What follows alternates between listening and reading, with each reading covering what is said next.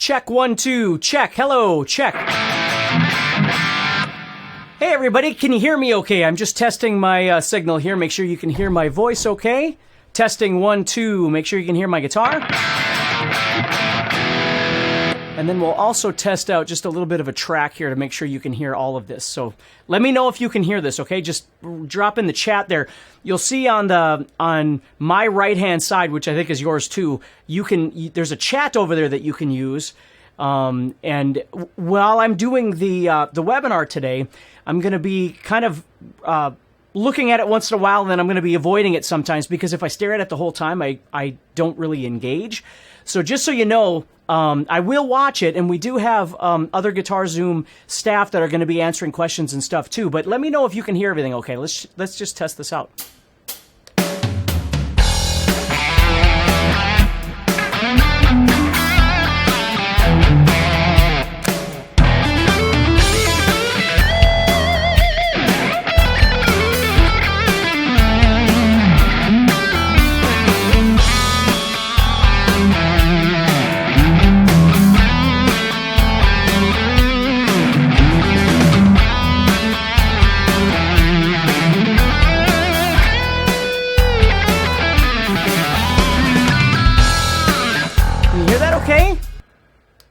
Cool, thank you. It looks like everybody's able to hear everything, so this is good.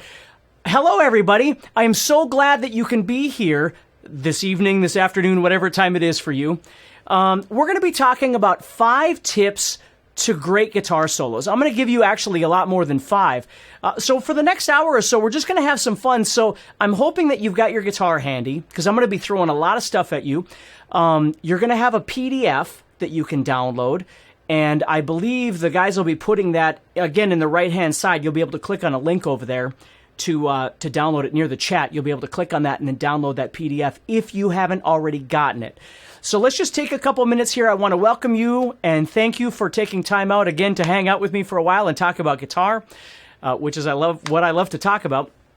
So we're going to be covering more than 5 concepts for you to try and walk away from this webinar kind of better understanding what an approach to a decent guitar solo should be. And then I'm going to be telling you a little bit about my guitar course, Guitar Solos Made Easy, which is now on DVD as well. It has, I believe I don't even know how many DVDs it has, but it's like a 5-hour course. And you can get it on DVD, you can get it online. It's just a really cool course, and it's great if you're just kind of learning how this whole soloing thing works, because there's just so many different parts to it. But what I'm going to do today is I'm going to give you, again, a bunch of different things to think about a little bit. Hey, everybody, thank you so much for joining me. Thank you so much for taking time out. So let's just take a minute, make sure you're tuned up, make sure you've got your guitar if it's not work time for you or something like that. And let's just start talking about some really cool stuff to get you going here, okay? So starting off, the first thing I want to talk to you about is, let me just ask you this real quick, because I've got the chat up right here. Let me just ask you, how many of you struggle with your solos sounding like you want them to sound? Oftentimes our solos wind up sounding more like just scales moving up and down and things like that. So just let me know, just throw in the chat, what do you have problems with soloing, and what are the problems that you wind up having? And let us know, and then I'll look at some of those. So, okay, and here they come. So cool, yeah. Okay, that's right. So often we have problems with our solos sounding like scales. Okay? Need help on technique? That's a good one. Yep. Bends don't sound very good. We can focus on all of those kind of things. And I'm going to help you with all of that tonight too. Okay, one of the biggest things with soloing, I think, is, there's so many of them, but one of them is knowing what to do and when to do it and how to do it. And that's one of the things we're going to be talking about. So remember, have your guitar pick ready, have a pen and a pencil if you need. Make sure you download that PDF, and you can write in it, obviously, if you download it. And if you've already gotten it, that's great too. Whatever you need to do to get ready. So I'm just going to say hi one more time. Thank you so much to everybody for joining me. I got a lot of really exciting stuff to talk about. I love talking about guitar playing, and I love talking about guitar soloing just because there's just so many really cool things. So here's what I want to tell you. Over the course of the next X amount of minutes, however long this is going to be, I don't want you to feel overwhelmed. I'm going to throw some ideas at you, some things to think about, some things to practice. But I always want you to remember when it comes to learning stuff, whether it's stuff that you learn from me or stuff that you learn from somebody else, it doesn't mean that you have to do it all, and it doesn't mean you all have to do it all right now, okay? That's the beauty of this stuff is you take your time. I always believe in small absorption. If you can take some idea and really make it part of you, you can change the way that you feel, you can change the way that you play, right? Everything about it can change. But if you feel overwhelmed with too many things, most of the time what happens is you don't really use any of it. It all just kind of goes bye-bye, and we don't want that, okay? So I'm going to give you some concepts today to think about with your practice. So it doesn't matter whether you're more of a pentatonic player or you're just learning how to play guitar or learning how to play solos. We're not going to be focusing on chords and things right now. Although Guitar Solos Made Easy, the guitar course I was mentioning, does all kinds of stuff where it ties chords and scales together and how to solo over each one and different things like that in way more in depth than I can talk about right now because we have a limited amount of time. But it goes through all those things, what scales to use over what style of music, blah, blah, blah. And again, I'm going to touch on a lot of that stuff tonight as much as I can in the next hour or so, or however long it takes us, okay? So, I got a hair. See, this is what happens when you have long hair. It gets stuck on your arms and your guitar. And, you know, I asked my kids, I said, should I get a haircut? And they said, no, Dad, you'd look weird. I always think I'd probably look like Danny DeVito if I got my hair cut. So, anyway, I digress. So, the first one you'll see on your PDF, hopefully you've got that open right now, is slow down. Please take this to heart, okay? I don't just mean slow your fingers down, and I'm not saying that you can't play fast and flurries, you know, things all over the guitar. If you want to, you certainly can. What I'm saying is you slow down. Slow down your mind. Slow down your body, okay? Slow down your tension, your nervousness, all these different kinds of things. So when it comes time to play, you're not just trying to pump everything out you possibly can as fast as you possibly can, because that's what happens when people get nervous. Or when it comes time for them to play with other people, you know, they kind of panic and then they just throw everything. And the goal is to just slow yourself down, which is going to lend yourself to the point number 2. But let me explain what I mean. If I play this, I'm going to play this jam track again here, okay? I need to slow down my approach on my fretboard, okay? Now, we'll get into approach and stuff in just a second, but just listen to me for a second.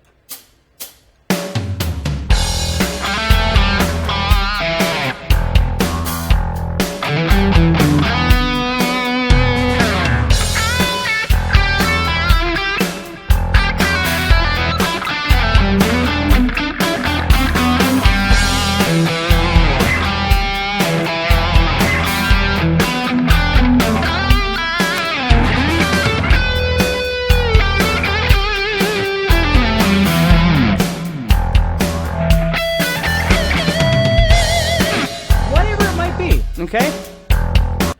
I got to slow myself down. I don't have time to think if all I'm doing is going scale, scale, scale, position, position, and I learn these licks, and I got to throw this in there, and my teacher said I'm supposed to do this, and then all of a sudden you just wind up with all of this craziness. So the first step I always want you to think about when you're going to try and solo, and we'll get into the different types of solos and things like that later on in this as well. But I need you to slow down and just take a breath, okay? You're not trying to throw every single thing you've ever learned into the stew that is your guitar solo that's coming up, okay? You can save things. You can use different things for different reasons. You can have a million different approaches. There's all kinds of things that you can do. So slow down, even right now, okay? Just relax. That's what you need to do. Okay, let's look at number 2 now, okay? Oh, and by the way, real quick here, if it's not already up, you're going to see a button over there that's on the, I think, again, it's on the right-hand side of your screen. It'll say Learn More, and you can go there and you can check out all the stuff that Guitar Solos Made Easy has to offer for a guitar course. It's actually one of my favorite guitar courses that I've done just because, you know, I've been teaching for so long and I've taught so many different people, and I love when people get these aha moments when they're playing. And, you know, we tend to think that, you know, we get on this kind of grind where we think every week or every day we're supposed to be learning something new. And, you know, if we're on weekly guitar lessons with a guitar teacher, every week we have to have something new. And oftentimes what people do is they bury themselves with just way too much information. And so what I love about guitar courses, video content is that you can watch a little bit and you can shut it off and you can just work with something. And that's really important. So just understand, I don't want you to get overwhelmed. And Guitar Solos Made Easy has all these wonderful elements that really talk about different approaches and kind of how to do this. So if you're interested, click on that Learn More button and you'll learn all kinds of stuff. And come on back and join me anytime because I'm going to be here.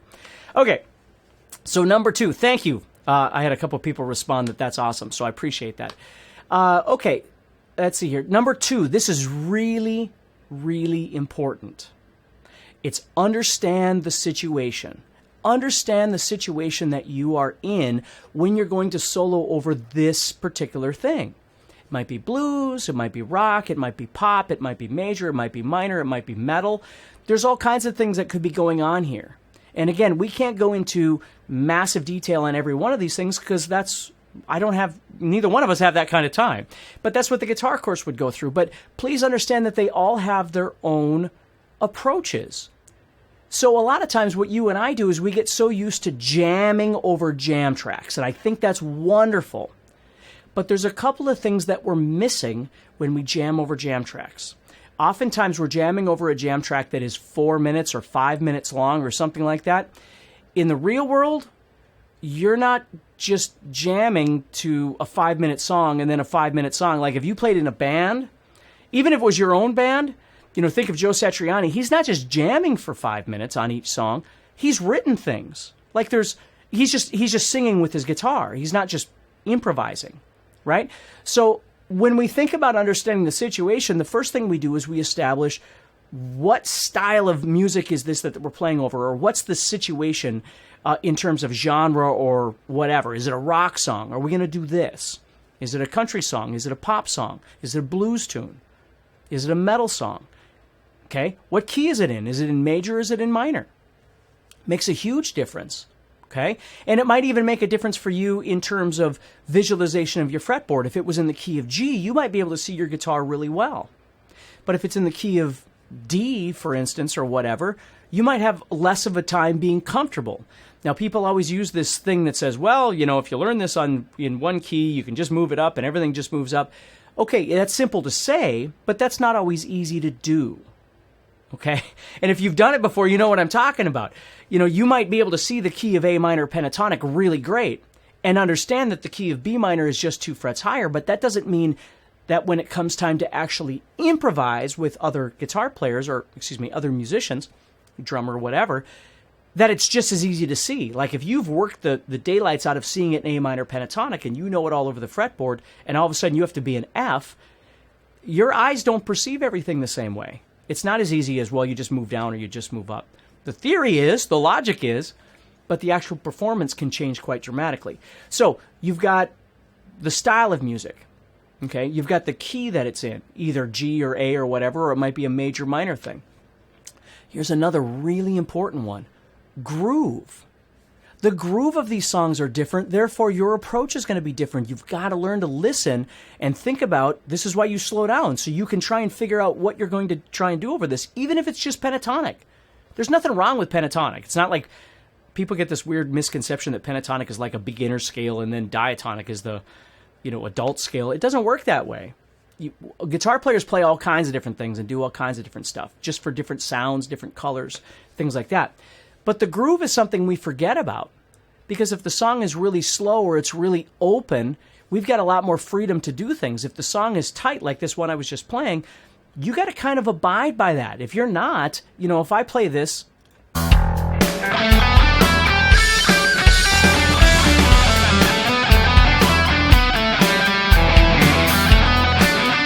I'm not playing relative to the groove at all, it's going to sound weird. If I can lock into that groove,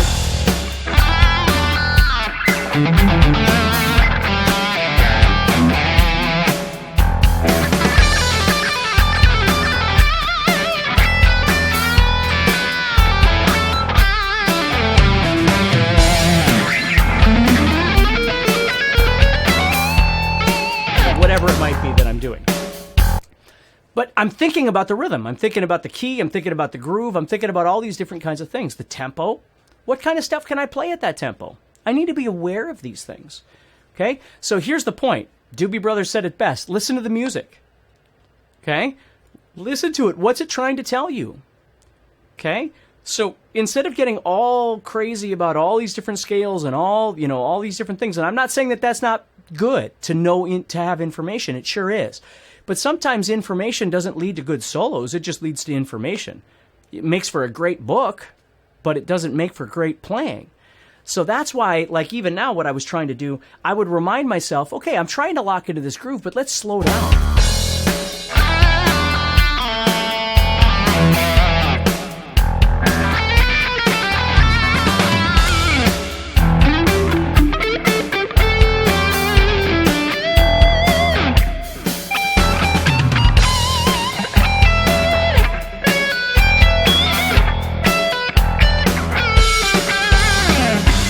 If I want something,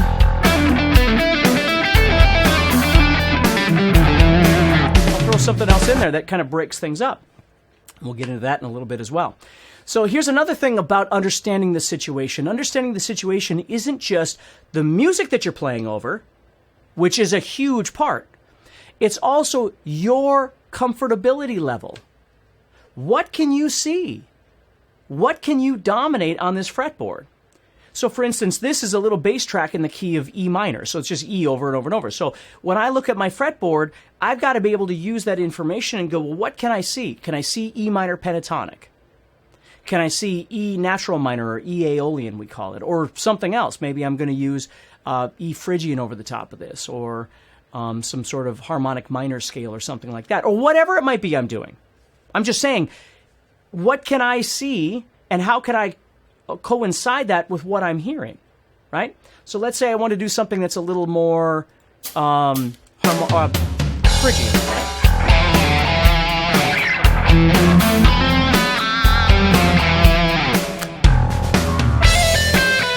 Or harmonic minor.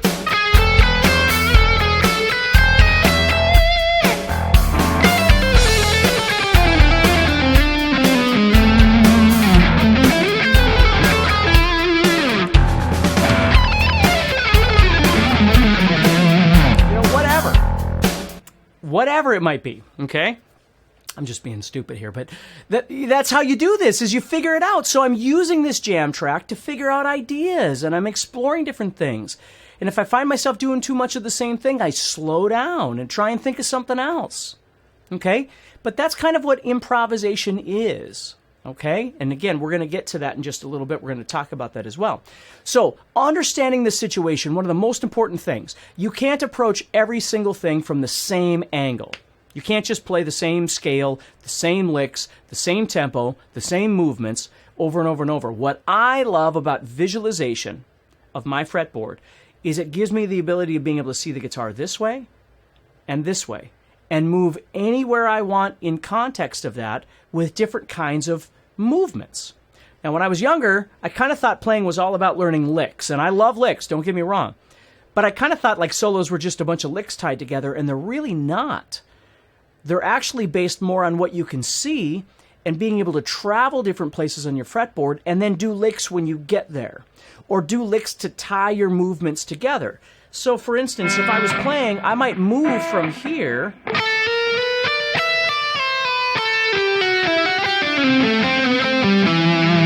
and do something where I'm kind of moving across the guitar.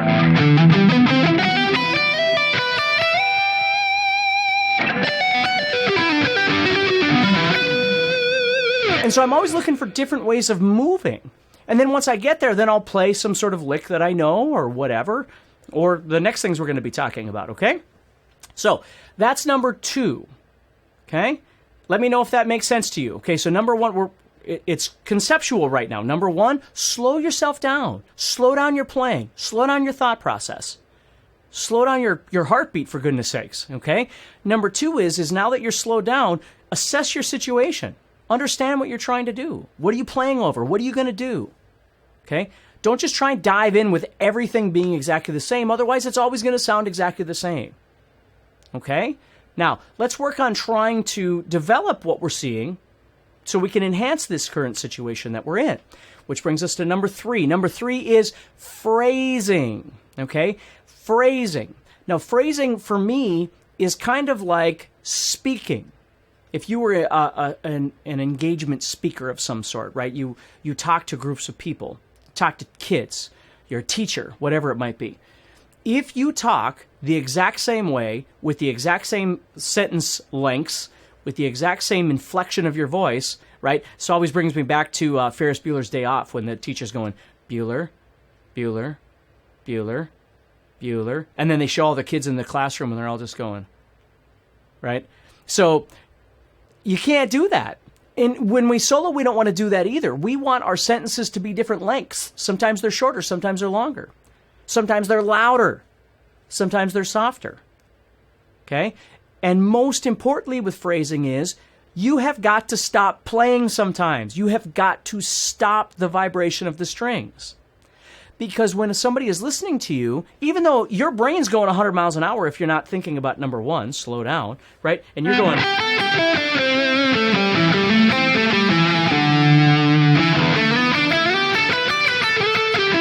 So you're thinking about moving, like, because that's what you've been practicing. So you're thinking about moving around the guitar.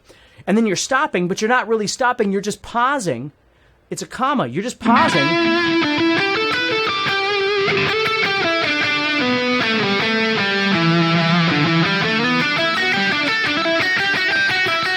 People, it's all one thing to a listener. Now, it doesn't mean that you couldn't do some super cool stuff. You could, for sure. But if you start actually thinking about phrasing and stopping and changing the size of these sentences, changing the inflection of these sentences, all of a sudden everything's going to, and I'm just going to stay pentatonic for right now, but all of a sudden things start sounding a little bit different. Stop.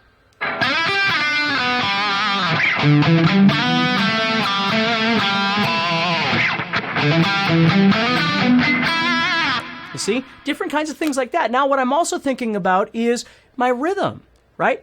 Quarter notes, eighth notes, 16th, dun, dun, dun, dun, dun, dun, dun, da da da da dum, ba da dum. I love to think about it kind of like scat singing.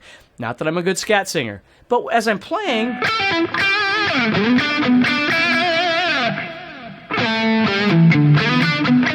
So if I, again, go back to that same jam track, I'm not trying to bore you with it, but it's a cool little jam track to try and play over. And I'm also going to make this available to you, too. We'll make sure that you, if you haven't already gotten this, you'll be getting it soon. So, okay?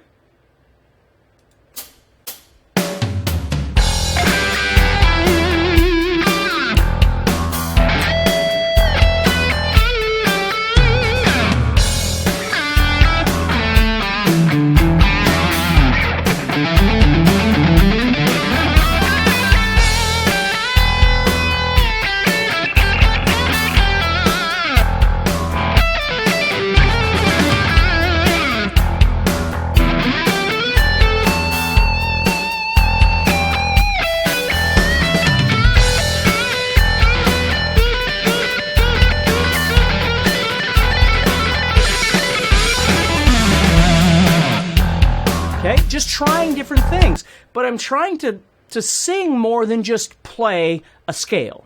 I'm really trying to be aware of moving, okay? Meandering around my fretboard, using the information that I've got, using the positions that I've got, using the knowledge that I have of the situation I'm in, what key, what scale, all these different things. I'm trying to put it all together, okay? That to me is what phrasing is all about, because phrasing is one of the most important things that we forget about. Because when we jam over jam tracks and stuff like that, we just take the same approach all the time. And the goal is to try and change that up a little bit, okay? So I'm not teaching you licks right now. I've got all kinds of different guitar courses that talk about licks per se. I want you to think differently, so by the time we're done with this webinar, you can walk away going, okay, here's what I'm going to try. You got your PDF, right? And you're looking at it and you're going, okay, I'm going to try and slow down, and I'm going to try and really focus on phrasing. I'm going to put aside my licks right now. I'm going to put aside all these other things that I'm working on, which is great. There's nothing wrong with any of that. But right now, I'm just going to try and really listen to this music and try and respond in terms of phrasing, trying to really sing to this music that's happening in front of me. Okay? Important to think about that a little bit. Okay, so we're going to keep going here. I want to remind you that with the Guitar Solos Made E, if you haven't already checked out Guitar Solos Made E's, you can click on the Learn More button. You can learn all about this thing. There's 7 different modules to this that cover all kinds of different stuff, from faster picking to blues to melodic single note string playing to, again, phrasing, learning how to pull out the best parts when you play. All these different kinds of things. So just, again, please check it out. It's a wonderful course, and I'm so glad that we finally have it on DVD as well so people can watch it at home. Some people just don't really care for having it online, and so we talked about it, and we wanted to make sure that it was available. I think right now we only have like 1,000 copies available, although we will be getting more, but if you'd like it right away, make sure that you get it right away. The other thing, too, is I think they're offering a discount with some special bonuses as well if you buy on the webinar. So please make sure you check that out and get the discount and all that sort of thing, because discounts are good. All right, so let's keep going. Now let's add the next part here, which is number 4. So get ready on your PDF. Again, I call it note targeting, okay, which is really important, which is this. The chord progression that you're playing over, you are trying to respond to those chords by emphasizing or landing on notes that correspond with each chord. Now, sometimes that requires a bit more understanding of theory or a bit more understanding of your fretboard, and sometimes you can just kind of visualize your way and make it work for you too. Everybody's different. But let's say, for instance, I was doing this. Okay, I'll use something really easy. This is another jam track. This one's using E minor and A minor. So check this out. Just listen for a second.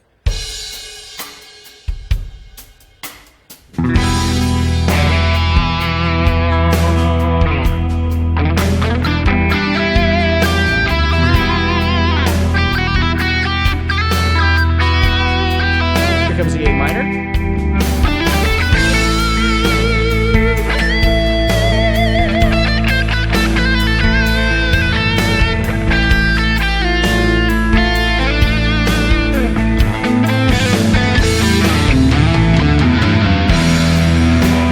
So you can see how if I'm aware of this E minor and I'm aware of this A minor, I can start trying to target my movement, my meandering that we just talked about, with my phrasing, all that kind of stuff, toward these chord changes.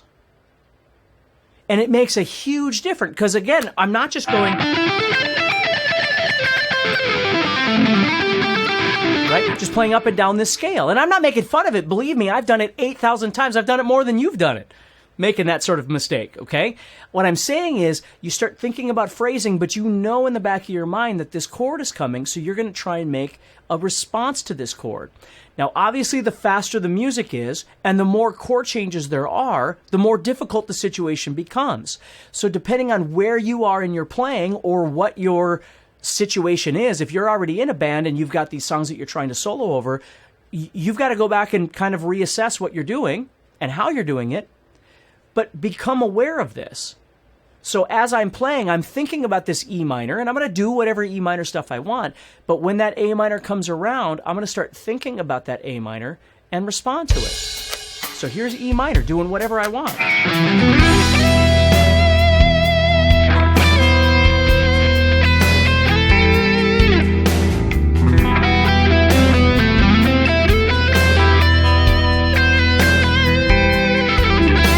comes A minor, so...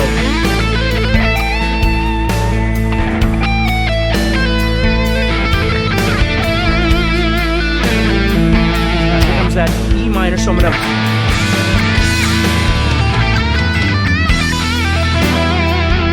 really kind of set that E minor up by doing something a little more aggressive, and then when it goes to E minor, I'm going to go to E. Even if you walked away with just that, number 4. Now, you might not know all the notes of each chord. You know, if you know your theory, you know that the E minor is E, G, and B because it's the root, the third, the fifth, and then A minor is A, C, and E because it's the root, the third, and fifth. And your theory tells you, or your modes tell you, that you've got, a seventh that you can add on, and this color note, and blah, blah, blah. Those are all important. I don't want you to worry about that right now, though. If that's over your head, don't worry about it. Start with just, if it goes to an E, you go to an E. If it goes to an A, you go to an A. And your phrasing tells you, you don't have to go to it on beat 1. You can go to it early, you can go to it late, you can go to it fast, you can go to it slow. You can go to it with a long sentence. You can go to it with a short sentence. All these things make a big difference, but it starts with the way that you think. If you don't do number one, which is slow down, you can't do any of these things because you're just trying to do so much at once, right? So if right now you're thinking, Steve, this is a lot of stuff. If you're thinking that, I want you to understand that I want you to slow down. I don't expect you to get all of this tonight. Okay? This is sort of a, what's a good word for this? A project element that you want to be thinking about. This is a structure, a process to guitar playing. Now, Guitar Solos Made Easy is going to go into detail on all of these different kinds of things and help you with lick ideas, help you with movement ideas, help you with, bending ideas, all of these different things, where I'm just kind of giving you an overview of what to think about. Now, if some of you have done some soloing before, then perfect. Just understand that it's not about being offended. I'm not trying to offend you by telling you that you're doing something wrong. I'm not saying that at all. You might be doing everything right, and if you are, great. Okay? I'm just saying that every day I wake up, I try and think about how I can do something a little bit better. And sometimes it's my technique that I need to work on. Sometimes it's my creativity I need to work on. Sometimes it's my understanding of my fretboard that I need to work on, right? I mean, look at me, for goodness sakes. I play more rock and metal than I do pop and country, not because I don't care for pop or country. As a matter of fact, there's elements of pop music and most certainly country music that I've got some guitar friends that are incredible country pickers that I think I look at them and I just go, man, I would love to play like that. But that's not really my wheelhouse. That's not what I was born to do. This is what I'm born to do. So I study this every day and try and think about how I can make it better. And you should do the same thing. So don't just always think it's more information. Sometimes it's less information. Sometimes it's more listening and learning how to respond. Okay? So before we go on to the next one, I want to go back to the number 2 one, just real quick before we go into number 5, which was understand the situation. Here's something else I want you to think about. In the real world, we don't always have 4 minutes to solo over a jam track. Sometimes we have 7 seconds. Sometimes we have 20 seconds. So sometimes that 7 seconds that we get for a solo, because think about it, again, because we're guitar players, we live in this world where we practice all day and we just play to jam tracks. But in the real world, if you were playing an actual song by you or by somebody else, whatever it might be, usually there is a solo in the song. The solo isn't the entire song, right? And again, I can use Steve Vai or Joe Satriani or Eric Johnson as an example. They don't just improvise for an entire song. The song has structure. The song has parts, right? When you're going... That's the melody of the song. That's him singing. He's not just jamming over that. He's playing that. So there's a solo part in the song. So just understand that there's different situations. When you start jamming with other people, sometimes when you have a limited amount of time to solo, you got to say the right thing. What fits into the context of this song that you're playing? You might be mimicking the vocal line that the singer's singing, or contrasting it, or the song really was built into a frenzy, so this solo is just going to be crazy for the next 10 seconds or 20 seconds or whatever it might be. But don't always think that soloing is improvisation and for 5 minutes straight every time, because that's a lot of information to fill. I don't care if you're Paul Gilbert or Tommy Emmanuel or Chet Atkins, just improvising for 5 straight minutes and then doing that over and over and over to different jam tracks, that's a lot of information for anybody. Usually a solo is a certain amount of space. So just think about that a little bit. Okay. So that all brings us to number 5, okay? Number 5, into the funnel, I call it. Into the funnel, which is a Dokken thing, okay? New information goes into your funnel, and then you decide what is going to stick around and what you're going to chuck out the door. Because every day you're going to come across new information that goes into your funnel. You watch a video, you read a magazine, whatever, you watch somebody play. Something with your eyes, something with your ears, something with your fingers, something new comes into that funnel, and then you have to decide what you're going to do with it. I already told you earlier, for me, it isn't about constantly, smashing myself with new information. It's selectively choosing things as it comes into my funnel, choosing the best things that I should work on right now relative to what I need, relative to what I'm interested in, and relative to where I'm at in my playing. I mean, if something comes into my funnel that I already know it's going to take me 4 hours a day to practice, and I don't have 4 hours a day, then I have to really reassess what I'm trying to do here. Okay? I got to be realistic. How much do I practice? What is it I'm trying to do? Why am I trying to do this? Do I play in a band? So I got to do stuff that's relative to what they're doing, right? Or do I write my own music? Well, I got to do something relative to that. You know, not everybody has 10 hours a day to practice. If you do, great. But if you don't, you got to be realistic about what's coming in the funnel to make you a better player tomorrow, not 5 years from now. Okay? Because if you're a better player tomorrow or next week or next month, those 5-year plans get easier. They're not 5 years away anymore. You know, think of it this way. If you took a beginning guitar player that's never played guitar before and you go, you know what? We're not going to learn the open chords. What we're going to do is we're going to learn how to play an Yngwie Malmsteen solo. How's that going to work? It's not going to work very well, right? Because they have no concept of how to do anything on the guitar. Where if they've been playing for 6 months or a year or 2 years or whatever it might be, again, a hypothetical, that solo might become far more reasonable and achievable for them at that point in time. But they got to be aware of it. So do you and I. So there's nothing wrong with having goals and having dreams. I think that's awesome. But we also have to understand that there's things that are closer to us that we can learn right away and use. That's what I'm talking about right now. So as this stuff comes in the funnel, you decide what to do with it. Okay? So for instance, with Guitar Solos Made Easy, you learn some licks. Okay? Whatever licks that are in there. And you decide that these 2 licks are the best ones to really try and work on. Or there's a visualization idea of how to see the fretboard, and you've never done that before, and you go, wow, that's really cool. I'm going to hold off on licks for a while. I'm going to hold off on whatever for a while, and I'm just going to study my fretboard. See, I love that kind of stuff, man. Like playing, you know, I take we're using E minor as our example right now. So I take E minor pentatonic. Here, I can actually change the camera shot there.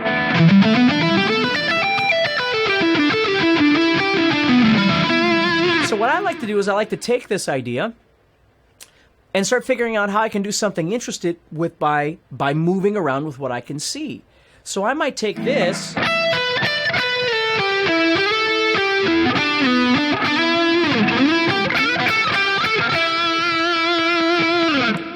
and see, I start creating something that's moving me around that feels good to me. It's fun for me to play, and it's something I wouldn't normally do if I was just sitting in this one position. So that idea of moving is a funnel element. It's not a lick. You know, it's not a tangible play at 136 guitar lick, and there's nothing wrong with those. It's a concept. I've always been a concept player. I love watching somebody play and go, I don't really need that exact lick. Sometimes I do. But sometimes I watch them and I go, okay, I like what they just did there. Whatever that thing was, I want to learn how to do that thing. Not just the lick per se, but the way they did it, the way they moved. Because I already have things of my own, but I get bored with the same thing. So I like to find new things. Even after all this time, I do too. So does everybody. So you're always looking for something new. Okay? That's what the funnel's all about. Just be careful that you're not, you know, shooting yourself in the foot with way too much stuff coming into this funnel. So for you, think about when we're done here today, what out of what we've talked about here are you going to try and focus on? And that's what's most important coming into that funnel. Okay? So, again, I just want to mention the Guitar Solos Made Easy course has got all of this kind of stuff in there. So if you're the kind of person that's looking for this kind of information and you think it's going to help you, please click the button and go check it out. And if you're not, it's cool. It's fine. Okay? Whatever works for you. But if you need help, that's what I love to do, man, is build these things that can help people to get to another level in their playing and their confidence and just their enjoyment of life, man. That's the fun part of this. All right, let's keep going. That was 5, but we're going to do more, okay, real quick here because I'm trying to run through this as quick as possible so I can get you all back to your lives, okay? Number 6, repetition. And the bigger picture here with number 6 is creation versus improvisation. Okay? And this is something, again, guitar players always forget about because they're always thinking that they're supposed to be making things up on the spot all the time. It's a great creative tool to be able to do that. But I'm going to let you in on a little secret.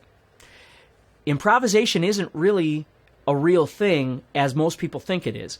Improvisation is really you regurgitating ideas that you've done before on this instrument, but you don't know what order, in what capacity they're going to come out. It's not like, you go, okay, we're going to improvise and you're going to do some scale that you've never played before and you're just going to rip up and down the fretboard. No, it's got to start with study and practice and memorization and repetition, right? All these different things before it's ever going to be something that kind of spews out of your fingers as you're playing. So improvisation really is regurgitation, and I don't mean that in a negative way, of information that you've done before. You're just not sure in what context or where it's going to be coming out as you play. But one thing that people tend to forget about all the time is creation. Songwriting, right? I did this.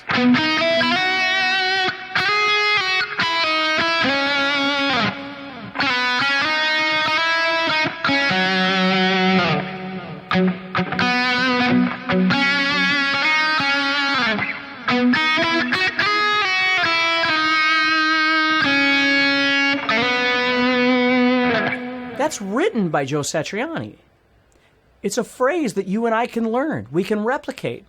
When we go to see him in concert, we wait to hear that song because it's a melody that we can hear, because it's repeatable. Okay? So when we're jamming, instead of always trying to think that we're trying to make something new, which is great, do not get me wrong, it's a wonderful thing. Sometimes what you should work on is actually writing something. So when you hear a chord progression, let's go back to this one here. Now, I don't have anything in mind. I have nothing in mind. Okay, let's actually go to this one here. Here's one that's, this is a jam in the key of G, C, and D. So let's just give this a listen, see what this is here.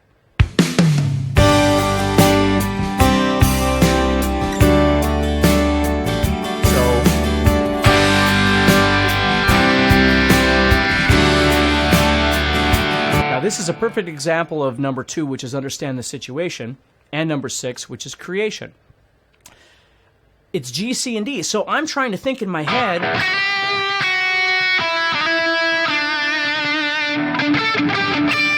how I can make something that kind of matches that.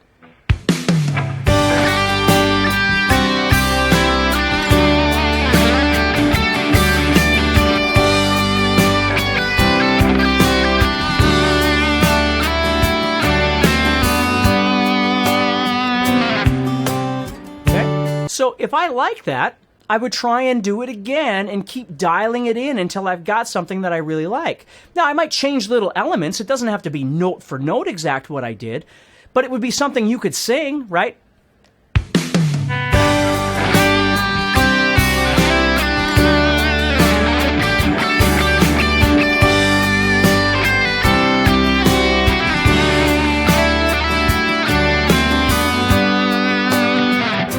Just keep kind of dialing it in until I find what I like. I might add something else. But the guitar player in us tells us, if we go back to number 1, I should have played more notes. I should have moved around more. No. If I'm writing a song, I got lots of time here. I can add all kinds of things. Maybe I do just the opposite. I'm trying to draw somebody's ear in to want to listen to me by creating a melody that they might actually like.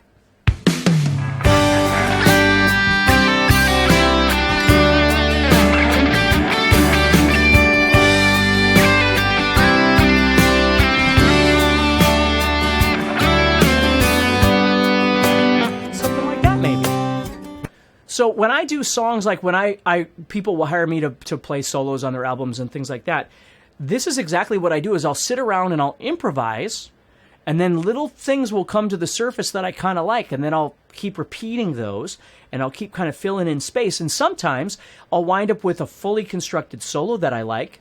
Sometimes I'll just wind up with little pieces that I like in different places, and then I improvise kind of in between those pieces. Okay. And sometimes I just jam. It depends on the situation. Again, that goes back to number 2 for me. It depends on what I'm doing. So please just be aware that there's other things that you can do. It's not just putting on a jam track from YouTube and playing for 5 minutes. That's fine. But if you want to change things, you got to look at some of these other ideas and go, well, what can I do that's different? Okay, it's very important to think about that a little bit. Okay. And again, I thank you for everybody being here. I thank you for not bailing on me and spending time with me, and I hope that this is helping you. Please let me know. Tell me if this is helping you. Throw me a yes if this is helping you right now, okay? And I'll keep talking and come back to that. But I hope it is, because I want to change the way that you're thinking about things. So you're not always hard on yourself and you're not always frustrated. I want you to start figuring out how to become the guitar player that you want to be, making music that people want to listen to. It's really important, okay? So, number 7, real briefly, but I want you to understand this, because as you listen to the guitar tone that I'm using, what I want you to notice is I have a subtle amount of reverb and delay on the tail of this thing. Sometimes when you solo, it's nice to have a little bit of that tail on the end of your notes, because it just feels more authentic. It feels more environmental. It's not so dead when you play. So as I'm playing, if I go, you can hear that kind of openness and warmness of that reverb and delay. Now, my rule has always been, for me, might be different for you, is that, and basically all I use is reverb and delay. I don't really use like a bunch of chorus and different things like that. Not that there's anything wrong with it, because there's not. It's just not my thing. Either I have no effects on, or I'd have a little bit of reverb and a little bit of delay. But I tell you, the little bit of reverb and delay adds to my confidence, because it fills that space. So as I play something, I can take time in between, because I'm still technically playing, because there's still something happening. So it fills that space quite nicely, and it makes me feel like I don't have to be in such a hurry, because that effect or group of effects is filling that space for me. My main rule is that they're not interfering with what I'm doing. So as I play,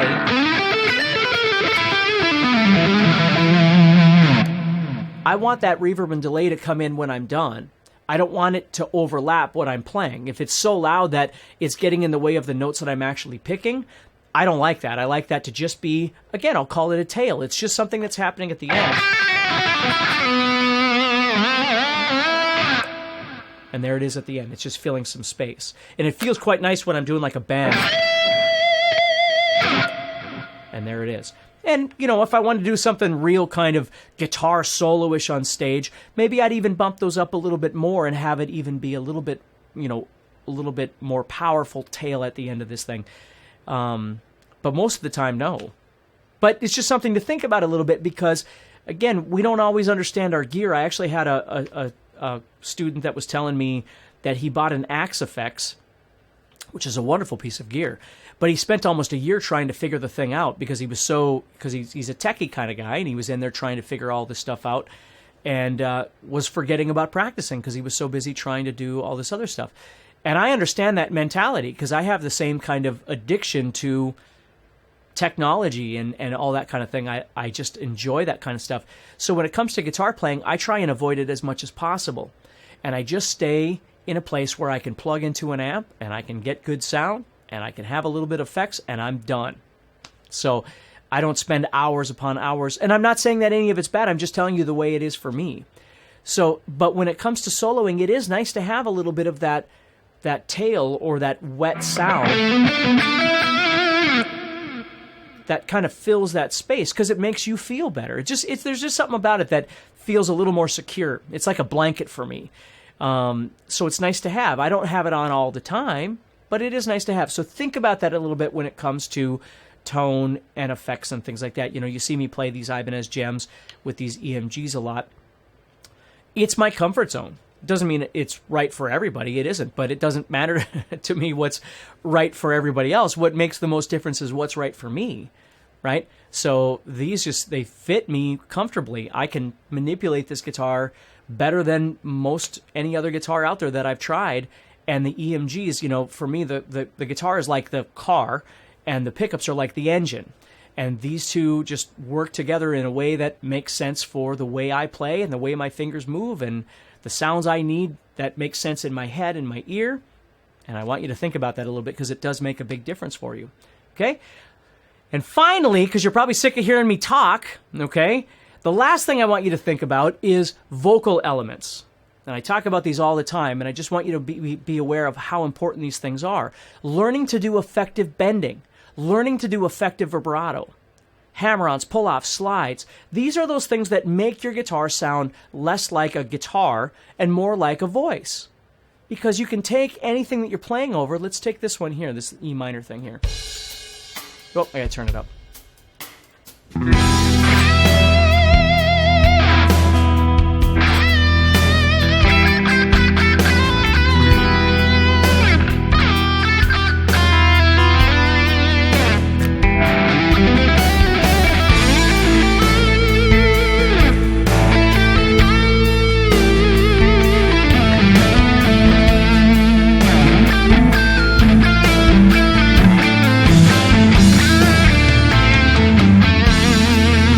Whatever, right? But adding all those...